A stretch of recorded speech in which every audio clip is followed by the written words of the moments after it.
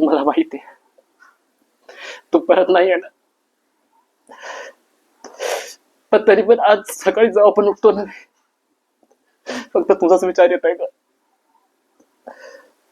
कधी कधी वाटतं तू परत येशील आणि सगळं पहिल्यासारखं होईल.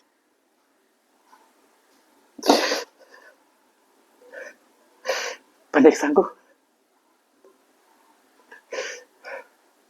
तुझी वाट बघतोय का मी.